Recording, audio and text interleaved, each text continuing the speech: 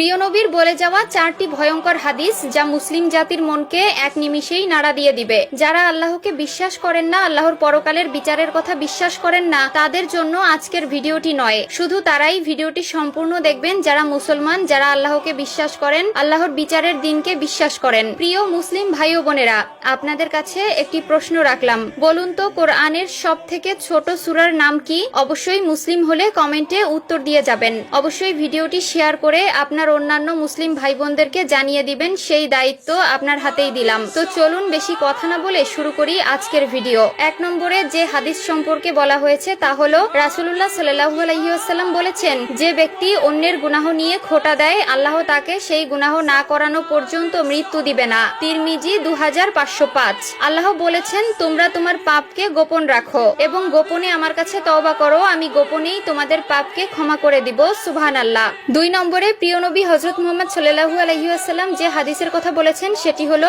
রাসূলুল্লাহ সাল্লাল্লাহু আলাইহি ওয়াসাল্লাম বলেছেন, মৃত্যুর পর তাদের মাথা পাথর দিয়ে ভাঙা হবে যারা ফজরের নামাজ না পড়েই ঘুমিয়েছিল এবং যারা কোরআন গ্রহণ করে ছেড়ে দিয়েছে। বুখারী 7047। প্রত্যেক দিন আল্লাহ 24 ঘন্টা আমাদের সময় দিয়েছেন, তার ভেতরে মাত্র 5 ওয়াক্ত নামাজ আমাদের উপর ফরজ করে দিয়েছেন। কিন্তু আমরা আজ এই ফিতনার দুনিয়ায় আল্লাহকে ভুলে গিয়েছি, নামাজ রোজা ভুলে গিয়েছি। যিনি আমার সৃষ্টিকর্তা, যার রিজিকের দয়ায় আমরা বেঁচে আছি, তার কৃতজ্ঞতা প্রকাশ করার মতো সময় আমাদের হয় না। আবার যারা কোরআন শিক্ষা করে তা বর্জন করেছে, তাদের শাস্তি আরো ভয়াবহ। 3 নম্বর যে হাদিসের কথা বলা হয়েছে তা হলো আল্লাহ তাআলা বলেন, তুমি ওই দিনকে ভয় করো যেদিন তোমার মুখে তালা লাগিয়ে দেওয়া হবে আর তোমার হাত পা তোমার কৃতকর্মের জন্য সাক্ষী দিবে। সূরা ইয়াসিন আয়াত 65। একবার চিন্তা করুন, কঠিন ওই হাসরের ময়দানে আপনি আল্লাহর সামনে দাঁড়িয়ে আছেন, আপনার কোনো জবানবন্দি নেওয়া হবে না, আপনার বিরুদ্ধে সাক্ষী দিবে আপনার হাত পা সহ প্রত্যেকটি অঙ্গ প্রত্যঙ্গ। তখন আপনি কতটা অসহায়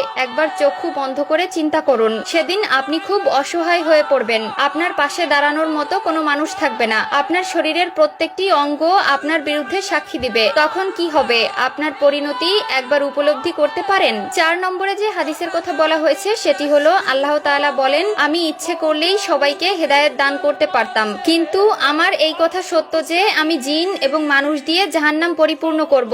সূরা আশ-সাজদা আয়াত 13। মানুষ সৃষ্টির সেরা জীব। আল্লাহর তৈরি যত মাখলুকাত আছে তার মধ্যে মানুষকে শ্রেষ্ঠত্ব দান করেছেন। শুধু 2টি জাতির বিচার হবে, একটি হলো মানুষ, অন্যটি হলো জিন। মানুষের উপর আল্লাহ যে সকল দায়িত্ব অর্পণ করেছেন, জিনের উপরেও একই দায়িত্ব অর্পণ করেছেন। মানুষের উপরে নামাজ ফরজ করেছেন, জিনের উপরেও নামাজ ফরজ করেছেন। মানুষের মধ্যেও যেমন মুসলিম, মুনাফিক, মুশরিক রয়েছেন, ঠিক তেমনি জিনের মধ্যেও ভালো মন্দ রয়েছেন। যে মানুষ আল্লাহর সীমা লঙ্ঘন করবে, আল্লাহর কথা অমান্য করবে, তার জন্য ওই পরকালে জাহান্নাম নিশ্চিত করা হবে।